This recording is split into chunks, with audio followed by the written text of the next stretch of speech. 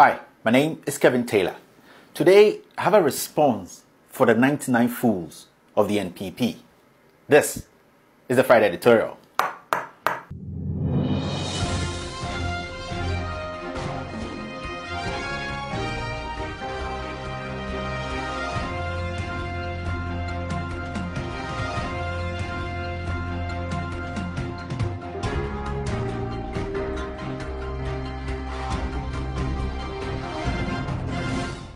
When you see me wear only white shirts on my show, every day or every time, it is not because that's the only shirt I have. No, it is because I never want this show to be about me.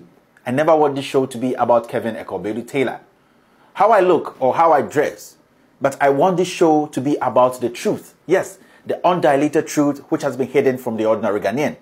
The deceit and the corruption people in power today, both in government and in public sector, are indulged in. If tomorrow I am not around to continue the show, someone who is equally as smart and as bold like myself can take up the mantle and speak truth to his fellow Ghanaians without fear or favor. This is just to send a message to the criminals and thieves in government that this show is not going anywhere. Now, before I address the NPP, and more specifically the NPP communication team led by Yaw Buaben Asamoah the drunkard, and on their vague letter supposed to be sent to the New York Times, I would like to make something clear. My fellow Ghanaians, you people should understand that we have a corrupted, compromised and polarized media which only defend tribe and criminals in government. The media overlook issues concerning national security and development, all because the culprits in these crimes are characters the media helped manufacture. And a typical example of such characters is Ace Annan Nkrumah.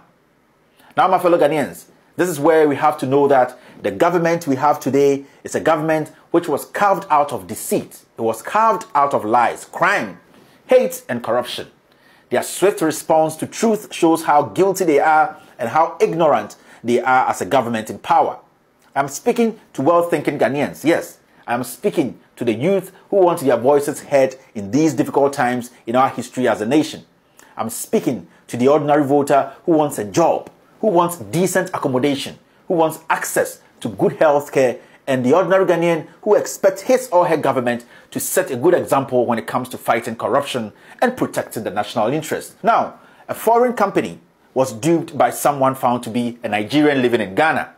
This story I'm talking about was investigated and published by the Herald newspaper based in Ghana. Yes, with names and addresses of these individuals. The corrupt media decided not to cover it because the characters involved in this crime are their friends. Months after I tell the story on a different platform, a whole government, yes, a whole NPP government turns around to intimidate me, Kevin Taylor, with hitmen and stupid, senseless press release to my wife's company, the New York Times.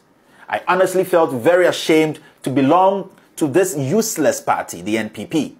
My fellow Ghanaians, this should tell you that these people we have in power today are against press freedom and freedom of speech. They hate the truth because they are indebted to lies. A whole political party ignores serious issues affecting this nation to go after a journalist and his family, all because they can't stand the truth. A whole political party in power, yes, a whole political party in power, the NPP, led by a stinking drunk like Yaw Buaben Asamoah, takes the time to meet and write lies about publication I've made because I've exposed the government's crimes. You idiots think the New York Times is like Multimedia or Asempa FM, where you could send your ignorant raccoons and barking dogs like Owusu Bempah and your big-head zombie information minister Kojo Nkrumah to go in there and manipulate the stories or the news. You ignorant fools calling yourself the communication team of the NPP have bitten the worst meat. I don't blame you people calling yourself the communication team of the NPP because when you are led by a stinking drunk who smells of alcohol even in his sober moments, this is the embarrassment you call for yourself. I feel bad for the NPP because out of your stupidity and ignorance, you have rather exposed your government to the international media for more scrutiny. And trust me, I will help tell that story to the world. The human rights abuses this government is overseeing, the corruption, the nepotism and the crimes committed by this NPP government will be discussed on the international scene. How can an idiotic drunk like Yaw Buaben Asamoah ignore pressing issues like a whole government manipulating the court and security agencies to hold Gregory Afoko in jail after he was granted bail? How can we forget, or how can the MPP party or the communication team forget to address how lawyers and public officials came together to help a Nigerian fraudster, yes, and a Ghanaian, dupe a foreign company? You idiots, led by a drunkard like Yaw Buaben Asamoah, decided to ignore issues like the president's family members coming together to scam Ghanaians through PDS. I thought in your letter you were going to state that a thief like Charles Bisu is still walking in the corridors of the Jubilee House. You, the stinking drinking master, Yaw Buaben Asamoah, forgot, yes, you forgot to write in your letter to the New York Times that your government is shielding thieves. Yes, those thieves who are still holding on to the Kelny GVG contract. This and many more. With all due respect, my fellow Ghanaians, someone will ask, who do we blame for all this nonsense? This man, Nana Addo Dankwa Akufo-Addo. He's the most corrupt, most petty, selfish, ignorant tyrant who only thinks about himself and his family members. This man, since taking office, has gradually painted a picture of intolerance to the highest level. This president, who boasts of being a human rights lawyer without a certificate. This is the same man who led the Kumi Preko demonstration. He calls himself a freedom fighter and all kinds of names. But what do we see today?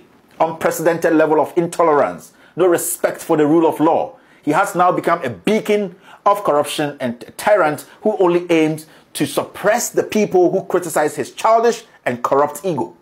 This is a president who has turned his presidency and, more importantly, his seat of government, which is the Jubilee House, a crime scene. Yes, the Jubilee House is now a crime scene. Every serious crime in this government or in this country has clues or traces out of the Jubilee House. My fellow Ghanaians, we are in difficult times under this president, under this MPP government. This government is a criminal enterprise. We were supposed to be worried the first day this president took office at the Jubilee House. A senior police officer was assaulted and he ignored it. This issue was on camera. JB Danquah was mysteriously killed. He ignored it. Ahmed Swali was murdered in broad daylight. This president, Nana Addo Dankwa Akufo-Addo and his MPP, ignored it. Gregory Afoko is rotting in jail after being granted bail. Namwan is also rotting in jail. A thief like Charles Darko and Ade are walking in and out of the office of the CID boss. No arrest. Today, PDS has become the biggest scandal in Ghana's history. Charles Bisu cleared. Pius Eze cleared. Osla cleared. It goes on. And you expect me, Kevin Ekobedu Taylor, to come on my show and praise a tyrant, a man who only thinks about himself and his corrupt family. Now, this goes directly to the president, Nana Addo Dankwa Akufo-Addo. You can't ask Ghanaians to be citizens and not spectators and be behaving like this. You can't claim to believe in Ghana and yet won't allow Ghanaians home and abroad to draw your attention to events around you.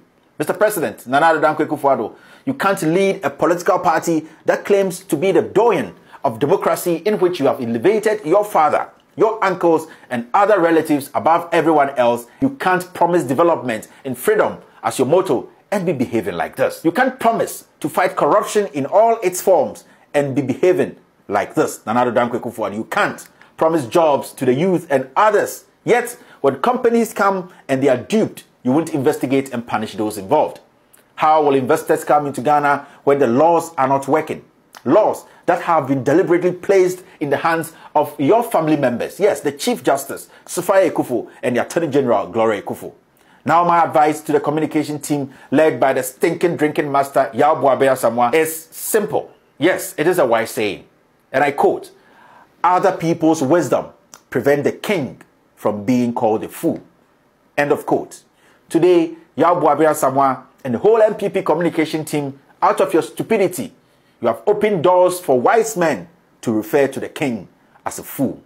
Ladies and gentlemen, my name is Kevin Ekobedu Taylor, and this is the Friday Editorial.